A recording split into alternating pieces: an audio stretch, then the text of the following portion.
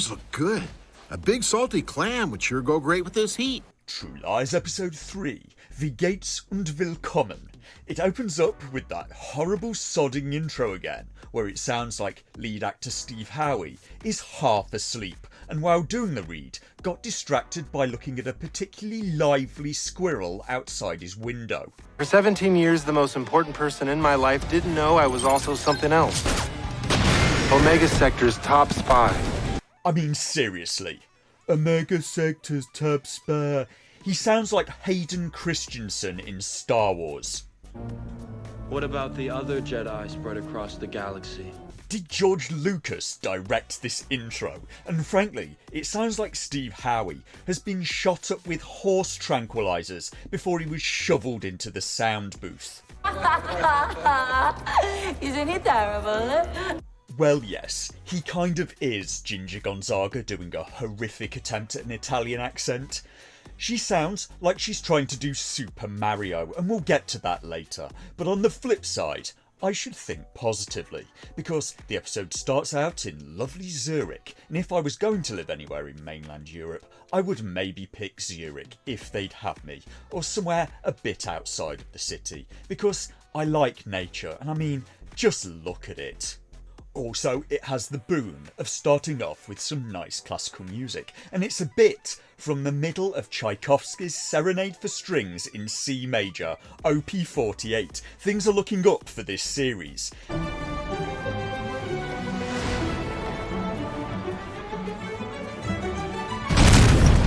The 2017 Zurich terrorist attack. And an explosion goes off in Zurich, and the effect looks terrible.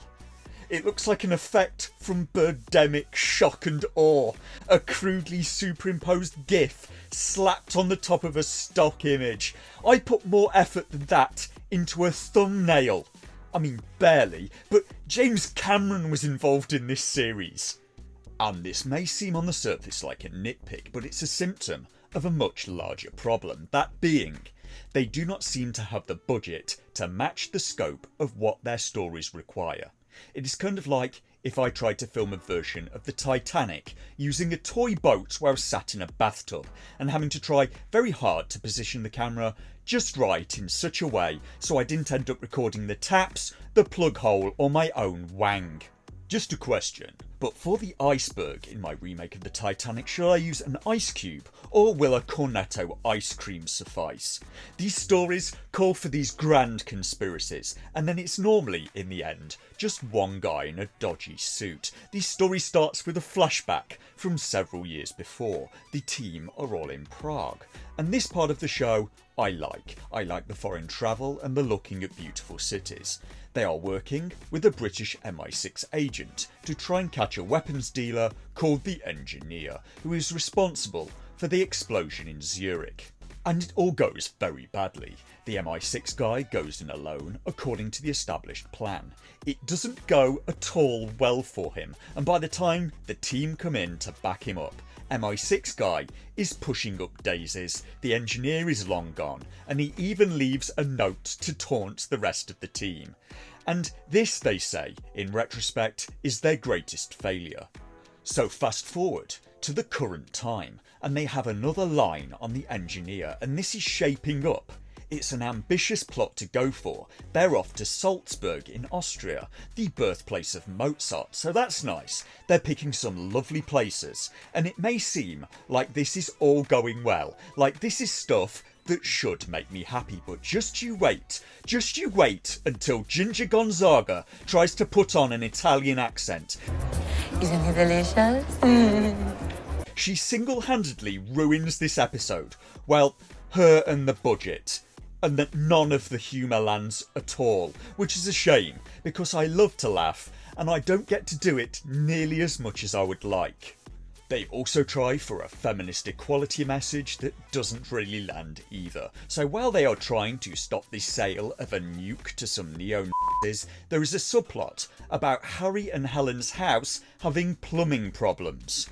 And by the end of the episode, Harry is acknowledging that he couldn't have stopped all those criminals, over 17 years as a spy if he hadn't had Helen at home dealing with the faulty dishwasher. So the team gets sent to Austria, with Helen again, of course. Oh yes, they send the failed trainee in again. After all, it's only a nuke in the middle of Salzburg. There is a South African neo in this episode. Sorry, a South African neo with an accent like he came right out of the film Lethal Weapon 2. Diplomatic community. And this actor is called Owain Yeoman. I think we're done for the night, thanks. From his bio, he's Welsh. He went to Brasenose College, Oxford, followed by RADA, to do this. To do a bad South African accent in True Lies the series with Ginger Gonzaga. And here's a wild idea. If you want a good South African accent, you could get a South African actor. And why are some accents fine to do, but others are offensive? It's fine to do a horrid stereotype of an English accent, the South African accent, French, Italian, but Chinese, Indian or Nigerian would be offensive for reasons. And don't you just love equality? So the good guy's plan is to go where the buy is happening between the engineer and the South African. The South African Voss has a betting addiction and they want him to lose the money he has taken for the buy so they can then pressure him into working with them to capture the engineer. Two of the spies will be posing as croupiers to con Voss when he chooses to gamble, and Harry and Helen will be going undercover as a billionaire shipping magnate and his Italian swimsuit model wife to encourage more gambling and get close to Voss so they can turn him. And those are terrible cover identities, because you know what would be easy for people to check up on? People who tend to be very famous, billionaires and swimsuit models. So Helen and Harry get dressed, ready to meet Voss, and dear God, what are they wearing? She's wearing a black dress with pom-pom things on the shoulders, and he appears to be wearing a suit with loafers and no socks. And I don't mean to be cruel, but I'm not sure Ginger Gonzaga really passes as either Italian or as a swimsuit model, because some of the women doing swimsuit modelling are in crazy shape. I mean, seriously. Jessica Alba or Eliza Dushku as a swimsuit model, no one would raise an eyebrow. There's even a more likely candidate in the cast of True Lies already. She's right there. And I think I'd prefer her as the leading lady based on the performances I've got from her so far. And I'm not sure how we ended up with Nikki from She-Hulk as the leading lady in this show.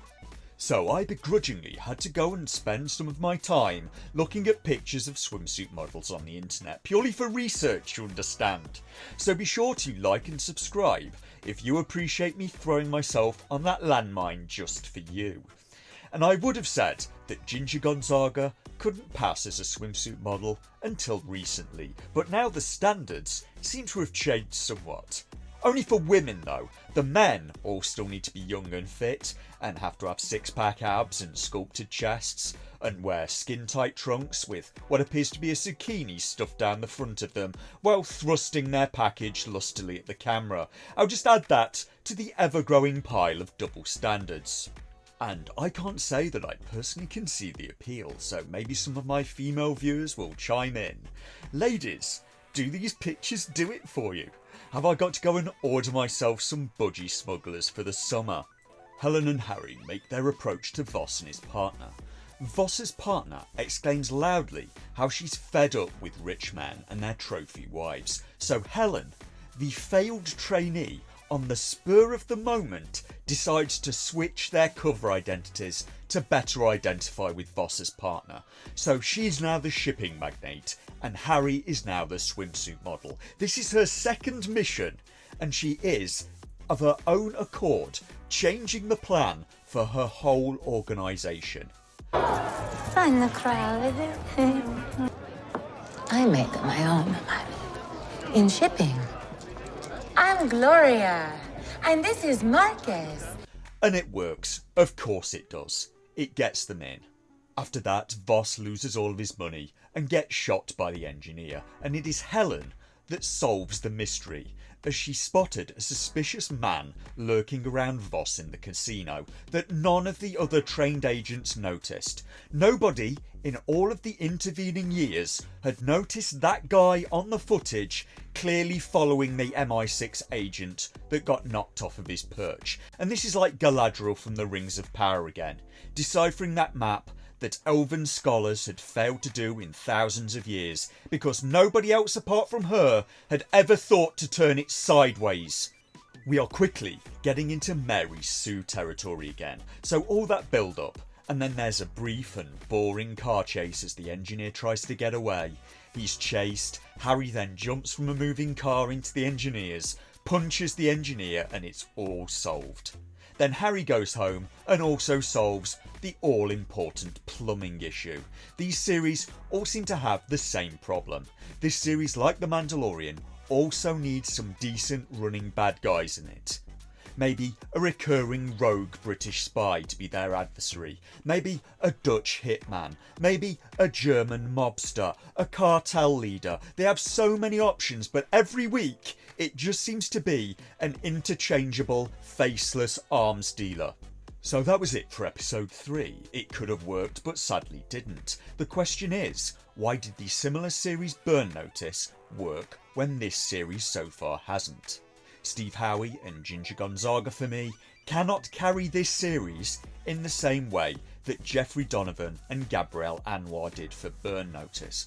Burn Notice also had a better supporting cast, including Bruce Campbell, and Burn Notice was a less demanding concept and could be done on a much smaller budget. Trying to do a story like True Lies on a tight budget hits problems immediately.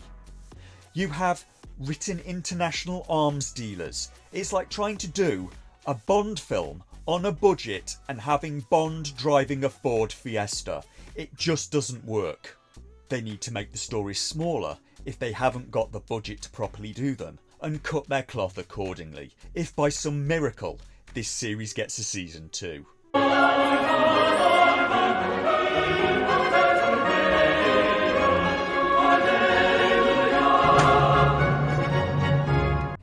Could you make me a cup of tea, please, Stephanie?